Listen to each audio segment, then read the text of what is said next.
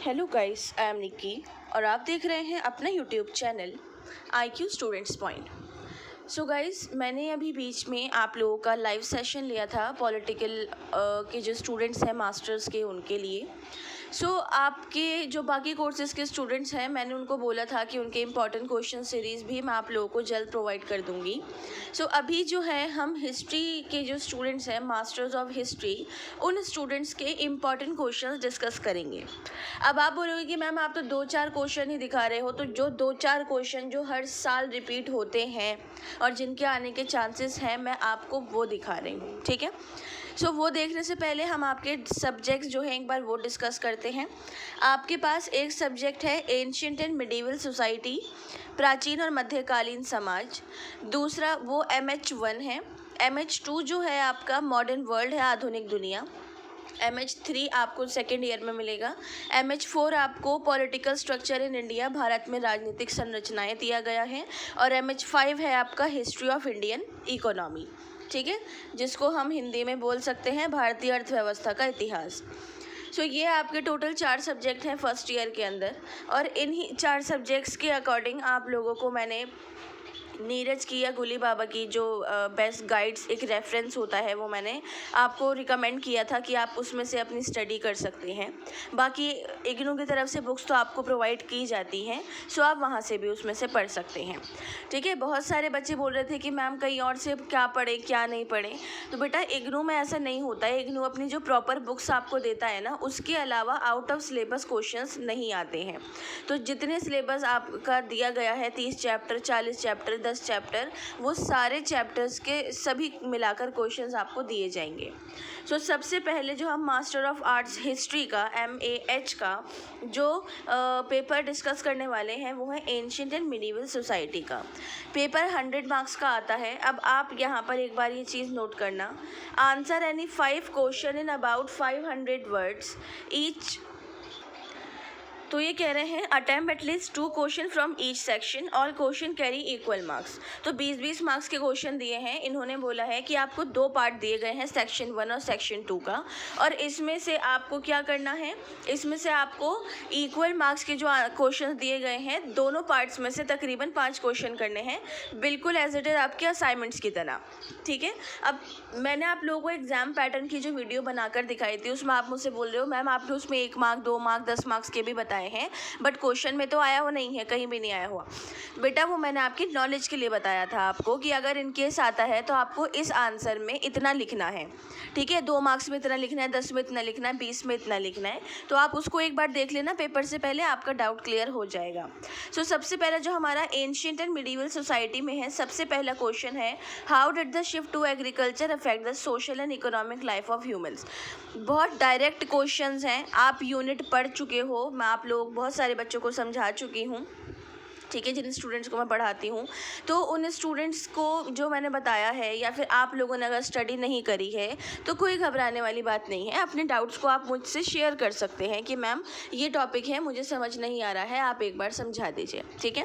तो ये है आपका फर्स्ट क्वेश्चन जो 20 मार्क्स का है। अगर मैं इसको हिंदी में बताऊँ तो हिंदी में जी ये बोल रहे हैं,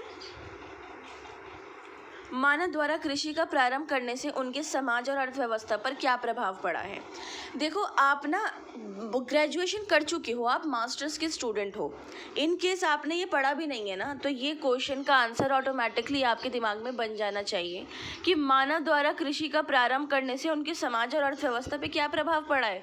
भाई डायरेक्ट उनकी लाइफस्टाइल बदल गई, डेवलपमेंट हो गया, बहुत सारी चीज़ें ऐसी हो गई जो नहीं भी हुई थी, या फिर जिन्होंने एक्सपेक्ट भी नहीं करा था, वो भी सब कुछ हो गया। तो इंसान जैसे जैसे बढ़ता गया, कृषि बढ़ती गई, कृषि में हर चीज़ को आपको डिफाइन करना है कि इसकी कृषि होती थी। इसके अलावा कौन कौन से पालतू जानवर थे, सुअर को पाला जाता था, गधों को पाला जाता था, घोड़े थे, भैंसें थी, इन सबको पाला जाता था, कुत्ते भी थे।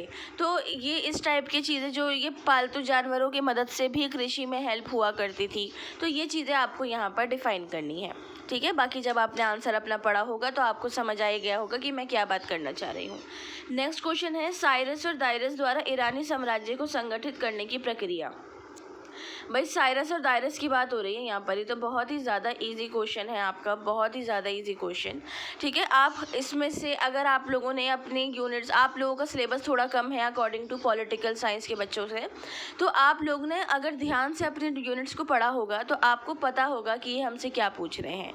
तो बहुत सिंपल सा क्वेश्चन है, अगर इसका आंसर आपको नहीं मिलता है तो कोई इशू वाली बात नहीं है, आप मुझसे पूछ लेना।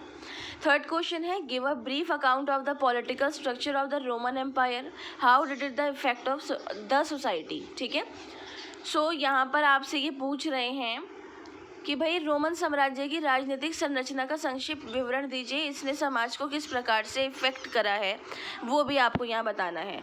रोमन एम्पायर तो आप 10th क्लास से पढ़ते आ रहे हैं, चाहे आप किसी भी स्ट्रीम के बच्चे हो, आपने 10th क्लास से 9th क्लास से रोमन एम्पायर को थोड़ा थोड़ा पढ़ा है, जो इन फ्यूचर अब तक आपको पढ़ना पड़ रहा है। ठीक है, तो रोमन एम्पायर के ही बारे में यहाँ पर बताना है। तो रोमन एम्पायर का इंट्रोडक्शन देकर ना आपको उसका पॉलिटिकल स्ट्रक्चर बताना है, तो पॉलिटिकल स्ट्रक्चर बता देना, उसके बाद लास्ट में कंक्लूजन आ जाएगा आपका, दैट्स इट, आंसर कंप्लीट हो जाएगा। नेक्स्ट है, कांस्य युगीन सभ्यताओं में लेखन के विकास और संचार की पद्धतियों का विस्तृत विवरण करें। कांस्य युग के बारे में ये आपसे पूछ रहे हैं। Give the detail account the development of writing and ways of communication in bronze age civilization. भाई कांस्य युग हमारा एक ऐसा युग था जिसमें तांबा और बहुत सारी चीज़ों का निर्माण हुआ था, सब कुछ हुआ था, औजार बनने लगे थे, हड्डियों के औजार हटकर वैसे औजार बनने लगे, खाने पीने में फिर डेवलपमेंट होने लगा, उससे शिकार होने लगे थे, बाकी सारी चीज़ें आपको डिफाइन करनी है। तो ऐसे आपस में चीज़ों को लिंक्ड कर करके अपने आंसर को डिफाइन कर देना। फिफ्थ क्वेश्चन बोल रहे हैं, discuss the process of rise of Islam, how did it affect the Arab society. ये भी जो क्वेश्चन है ना, ऐसा लग रहा है कि आपका पूरा जो पेपर है ये चैप्टर मतलब मास्टर्स ऑफ हिस्ट्री का जो पूरा पेपर ये बना रखा है, ये क्लास 10th के हिसाब से बना रखा है। बिल्कुल ऐसा लग रहा है क्लास 10th की बुक को छाप रखा है क्वेश्चंस के अंदर। तो सीधा क्वेश्चन उन्होंने इस्लाम की उद्भव की प्रक्रिया को पूछा है, इसने अरब समाज को किस प्रकार से प्रभावित करा है वो पूछा है। तो देखो स्टार्टिंग से आपको मैसेंजर ऑफ अल्लाह मोहम्मद जो आए थे उनके बारे में बताना है, आपकी बुक्स में भी सब कुछ लिखा हुआ है, उनके बारे में बताना है, कैसे उन्होंने इस्लाम को फैलाया था। उनके अलावा और कौन लोग थे उनके जो आगे खलीफा बने और जो उनके आगे हेड बने थे। खलीफा मैं आपको एक हिंदी के रूप में समझा रही हूँ, बाकी आप इंग्लिश में पढ़ोगे तो आपको समझ आ जाएगा। सीधे तौर पे हेड बोल सकते हैं कि फिर बाद में हेड कौन बना, फिर आगे तक इस्लाम कैसे फैला, फिर उसके बाद ये कि अरब कंट्रीज़ में इस्लाम को किस तरीके से फैलाया गया, किस किस ने एक्सेप्ट करा, क्योंकि आप जब अपना आंसर पढ़ोगे तो उसके अंदर डिफ्रेंशिएट किया जाएगा मुसलमानों में शिया और सुन्नी को, उसके अलावा यहूदियों को। तो ये चीज़ आपको बतानी है कि अरब कंट्रीज़ में ये मुसलमानों में शिया, सुन्नी और यहूदी, इन सब को कैसे डिफरेंट एरियाज़ में रखा गया है। तो ये इस्लाम के उद्भव का सबसे इम्पॉर्टेंट पार्ट है। ठीक है, उसके बाद 6 क्वेश्चन, सामंती व्यवस्था में लॉर्ड वसाल तथा कृषक के बीच के संबंध। भाई जहाँ सामंती व्यवस्था आप समझ लो ना, पढ़ लो, वहाँ पे डायरेक्ट आपको क्वेश्चन में सिर्फ सामंती व्यवस्था से रिलेटेड लिखना है और कुछ नहीं करना। Analyse the relationship of Lord vassal and peasant in the federal system. तो सामंती व्यवस्था क्या थी, वो क्या करते थे, सामंत जो थे, नॉर्मली मोटा मोटा समझा देती हूँ कि उनका मेन काम ये था कि जो कृषक वर्ग था उन लोगों से उनकी ही ज़मीन हड़प लेना, उनसे उसी जगह पे काम करवाना और उनको पगार भी नहीं देना, और उन्हीं की ज़मीनों को अपने फ्रेंड्स या फैमिली मेम्बर्स को गिफ्ट में दे देना, भेंट चढ़ा देना। ठीक है, तो इनका ये काम होता था सामंतवादियों का बेसिकली।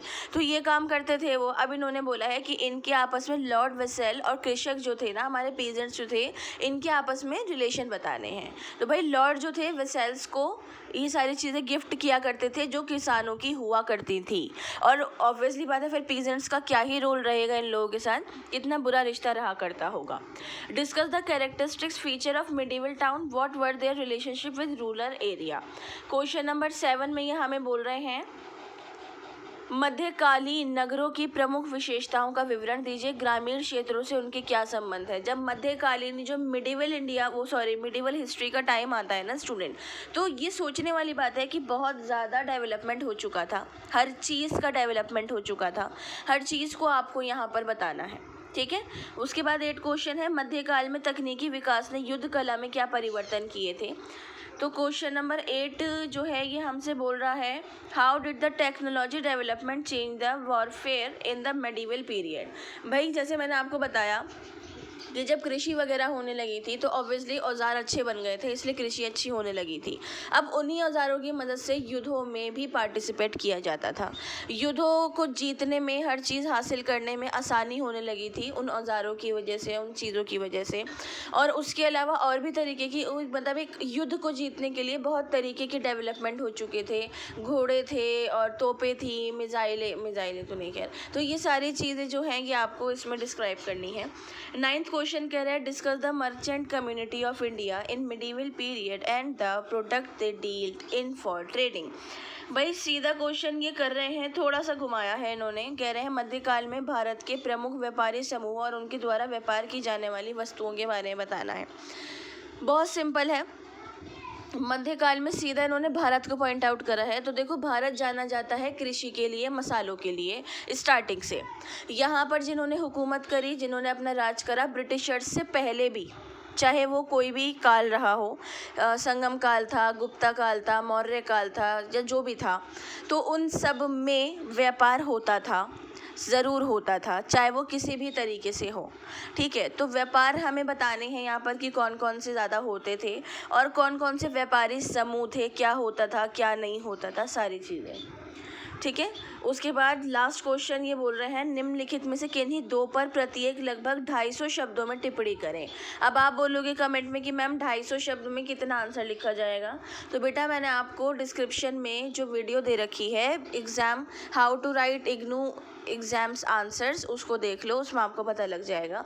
मध्यकालीन यूरोप में जनसांख्यिक, मध्ययुगीन यूरोप में प्रमुख वैज्ञानिक विकास, माया सभ्यता, पिरामिड और मिस्री धर्म। ठीक है, ये आपका ancient society and medieval society वाला जो पेपर था, मिडिवल एंड एंशियंट सोसाइटी वाला MHI 1 वाला, वो कंप्लीट हो गया है।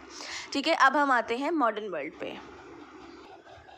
ये है अब आपका मॉडर्न वर्ल्ड, जिसको MHI 2 के नाम से जानते हैं। ये कोड होते हैं इग्नू में आपके सब्जेक्ट्स के, सब चीज़ों के। ठीक है, तो इसमें भी सेम वही बात बोल रहे हैं कि 5 क्वेश्चन के आंसर देने हैं, दोनों आपके ब्लॉक में से, सेक्शन 1 सेक्शन 2 दोनों में से। ठीक है, जो भी आपकी मर्जी है, एक में से 3 एक में से 2 देने हैं आपको, जो भी आपको आता हो वो आपको देने हैं। सबसे पहला क्वेश्चन बोल रहे हैं, write a note on the socialist pattern of industrialization. ठीक है, तो हिंदी में अगर हम इसको देखें तो ये बोल रहे हैं कि औद्योगिकरण के समाजवादी प्रतिरूपण पर एक टिप्पणी कीजिए। इंडस्ट्रियलाइजेशन के बारे में लिखना है। तो छोटे से तौर पर अगर मैं आपको बताऊं तो इंडस्ट्रियलाइजेशन हमारा ब्रिटेन से स्टार्ट हुआ। ब्रिटेन से स्टार्ट होने के बाद वो हमारा थोड़ा और आगे फ्रांस की तरफ बढ़ा, फिर अमेरिका की तरफ बढ़ा, फिर भारत की तरफ बढ़ा, फिर बाकी देशों में फैलता गया। तो इंडस्ट्रियलाइजेशन की जो हिस्ट्री है वो ब्रिटेन से स्टार्ट होती है। ब्रिटेन से ही सारी चीज़ों को स्टार्ट किया जाएगा। ठीक है, नेक्स्ट क्वेश्चन है, आधुनिक विश्व के निर्माण में प्रबोधन ने क्या योगदान दिया है। तो जी ये डायरेक्ट क्वेश्चन आपसे पूछ रहे हैं, इसमें घुमाने वाली कोई बात नहीं है। Enlightenment contribute to the making of modern world पूछा जा रहा है। थर्ड है, what are the way in which imperialism has been understood and explained. Fourth question है, define the concept of welfare state, make a comparison between the English and the Japanese welfare states. पहले आपको कल्याणकारी राज्य बताने हैं, उसके बाद according to your units आपको इंग्लिश और जापानीज दोनों वेलफेयर स्टेट्स के बारे में बताना है। राइट अ शॉर्ट नोट कह रहे हैं ह्यूमनिज्म पे, थ्योरी और नेशनलिज्म में। ठीक है, 2 पे शॉर्ट नोट लिखने के लिए कह रहे हैं, अगर आपको आता हो तो अटैम्प्ट कर लेना। Write a note on a non alignment movement. Non alignment movement तो भाई बहुत ईजी है, बहुत ईजी है, बहुत ही ज़्यादा ईजी है, जिसको हम गुट निरपेक्षता बोलते हैं। तो बेसिकली गुट निरपेक्षता का जो जनक, फादर ऑफ गुट निरपेक्षता, father of non alignment movement माना जाता है, वो है इंडिया। इंडिया ने ही नॉन अलाइटमेंट मूवमेंट स्टार्ट करा था। उसके बाद जो बाकी के 4 कंट्रीज के साथ जुड़े थे, टोटल मिला के 5 थी, जो सबसे स्टार्टिंग में थी, भारत, इंडोनेशिया, घाना, मिस्र और युगोस्लाविया। ठीक है, ये 5 कंट्रीज थी आपकी जिन्होंने इसको गुट निरपेक्ष आंदोलन को बहुत बढ़ावा दिया था। उसके बाद जाकर धीरे धीरे और कंट्रीज जुड़ती गई। आज बहुत सारी, तकरीबन अंदाज़न मैं आपको बता रही हूँ, कंफर्म नहीं है, आप गूगल पे सर्च कर लेना। 192 करीब कंट्रीज़ जो हैं, 192 195 शायद, नहीं 195 नहीं है, 192 या 152 हैं जो नॉन अलाइटमेंट मूवमेंट के साथ जुड़ चुकी हैं। 192 तो मैं नहीं बोलूँगी, क्योंकि शायद ये थोड़ी ज़्यादा हो गई, बाकी आप एक बार सर्च कर लेना। नेक्स्ट क्वेश्चन है analyse the relationship between demography and socio economic. भाई बहुत डायरेक्ट क्वेश्चन उन्होंने दे रखे हैं, अगर आपने पढ़ भी नहीं रखा है ना तो ग्रेजुएशन में ही सारी चीज़ें आपके लिए हलवा जैसी थी और आपको ग्रेजुएशन का सब याद होगा, तो आपने वहाँ कहीं ना कहीं पढ़े होंगे। अब आप बोलोगे कि मैम स्पेशली हिस्ट्री थोड़ी बहुत कुछ पढ़ा था, तो बेटा बहुत कुछ के अंदर ही था ये सब कुछ, ऐसा नहीं कि सिर्फ हिस्ट्री के अंदर ही था। नेक्स्ट क्वेश्चन है discuss the consumerist movement as it development in Europe. ठीक है, उसके बाद है explain the problem arising out of the modern industrial development. जो आधुनिक औद्योगिकरण के विकास में प्रॉब्लम्स आ रही थी ना, उसके बारे में थोड़ा बहुत बताना है। अब इसके अंदर ना सीधे तौर पे आपको कुछ नहीं करना, सिर्फ डेवलप और डेवलपिंग कंट्रीज़ के बारे में बताना है। और write a short note the nuclear arm race challenge to the unipolar world. ठीक है स्टूडेंट, ये नीचे हिंदी में भी है। मैं एक काम करूँगी, आपको ये वाली पीडीएफ्स अगर चाहिए हो तो मुझसे कमेंट कर देना, सॉरी कमेंट नहीं करना, टेलीग्राम पे मैसेज कर देना। टेलीग्राम का मेन चैनल का जो लिंक है वो आप लोगों को डिस्क्रिप्शन में मिल जाएगा। ओके, तो मैं वहाँ आपको ये पीडीएफ्स प्रोवाइड कर दूँगी। अब हम क्या देखते हैं, अब हम देखते हैं अपना MH4। MH4 है पॉलिटिकल स्ट्रक्चर्स इन इंडिया। ठीक है, इन इंडिया है तो और भी ज़्यादा इजी है। Discuss the rise of territorial state in the age of Buddha. Examine the process of state formation under the Rajputs. Analyse important feature of a Mughal theory of sovereignty. Discuss the nature of Mauryan state. ठीक है, उसके बाद fifth में ये घाना और ये सारे ये इन्होंने शॉर्ट नोट्स दे रखे हैं। सिक्स क्वेश्चन में ये 18th सेंचुरी की पॉलिटीज, लेजिटिमेसी और अथॉरिटीज़ पूछ रहे हैं। फिर बाद में नेचर ऑफ कॉलोनियल स्टेट पूछ रहे हैं। आप बोलोगे कि मैम आप इसके आंसर नहीं बता रहे, बेटा बहुत इजी है, इसके आंसर बताने का कोई फ़ायदा नहीं है। अगर नहीं पता आपको तो मुझे टेलीग्राम पे पूछ लेना, जब आप मुझसे पीडीएफ की अगर आपको नीड हो, आपको चाहिए हो तो। What were the characteristics of a Nayaka system under the Vijayanagar rule. Vijayanagar आप तो 7th क्लास से पढ़ते आ रहे हैं, 6th क्लास से, और 6th क्लास में ही विजयनगर बहुत वास्ट चैप्टर रहा है, बहुत ज़्यादा। तो आप लोगों को जब से आप बोलो मैम ये तो बहुत वक्त की बात हो गई 6th क्लास, तो फिर भी आप लोगों को याद होना चाहिए।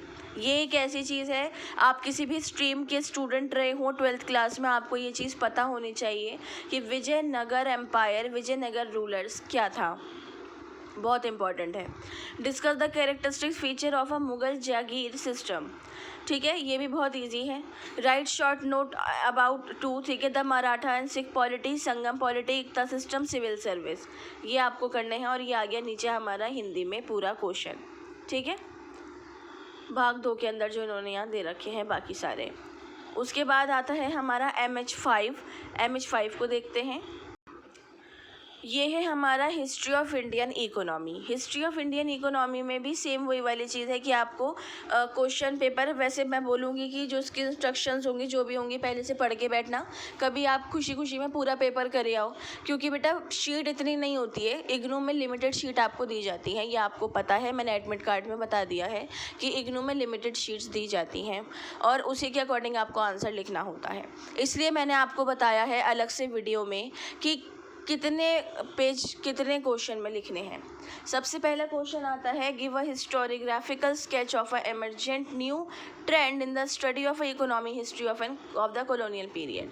इस क्वेश्चन को लेके प्रीवियस ईयर के जो आपके सीनियर बच्चे रहे हैं उन्होंने मुझसे बोला था कि मैम हमें स्केच बनाना पड़ेगा। बेटा इसका मतलब होता है लिखना, आपको एक ऐसा स्केच तैयार करना है लिखकर कि आप इसको बता सको कि economy history of colonial period क्या था। यहाँ पर आपको कुछ ड्रॉ नहीं करना है। Critically examine the nature of agrarian taxation under the Mauryans. Discuss the state ownership of land during 6th to 12th centuries AD in North India. How did the king in the process of realizing land tax affect the stratification of rural society? Fourth question बोल रहे हैं discuss the different category of cultivator in the medieval period. फिर इसमें आपसे short note मांग रहे हैं relationship between season and economy South Asia और बिल्डिंग कंस्ट्रक्शन, चीफ्स, डॉम्स वगैरह वगैरह। सिक्स क्वेश्चन में बोल रहे हैं discuss the growth of coinage during the Mughal period. In what way did the Mughal coinage differ from contemporary South Indian currency system. थोड़ा सा typical question है बट काफ़ी इंटरेस्टिंग है और मार्क्स गेन क्वेश्चन है क्योंकि हर बच्चा ये आंसर नहीं कर पाता है इस वजह से। What role did the Indian merchant play in India's economy during the late 19th century. फिर कह रहे हैं critically examine the tenancy reforms by the British Indian government what account for the shift from permanent settlement to the temporary settlement. Critically examined Morris J. Morris' argument that there was not much direct evidence of the decline of Indian traditional industries. ठीक है, इसका examine करना है जो उन्होंने बोला था Morris D Morris ने. बाकी ये हिंदी में भी मैंने आपको यहाँ पर दिखाया तो नहीं है, लेकिन आपको ये चाहिए हो तो मुझसे बता देना. सो स्टूडेंट, मैं यही बोलूँगी कि अब आप लोगों को अगर आपके पास कोई और क्वेश्चन है कि मेरे पास मैम ये क्वेश्चन है, मुझे इसका आंसर बता दो, तो आप मुझसे कमेंट बॉक्स में या टेलीग्राम पे शेयर कर सकते हैं. बाकी आपको पीडीएफ चाहिए तो मुझे टेलीग्राम पे ही मैसेज कीजिएगा, बड़ी मेहरबानी होगी. खैर, तो आप लोगों को मैं ये बोलना चाहूँगी अपने फ्रेंड्स के साथ इसको शेयर करें ताकि उन बच्चों को भी इंपॉर्टेंट क्वेश्चन पता लगे. बाकी आंसर कैसे लिखना है वो मैं आप लोगों को ऑलरेडी बता चुकी हूँ, डिस्क्रिप्शन में लिंक मिल जाएगा, आप वहाँ से जाकर देख सकते हैं. So thanks for the watching and best of luck all.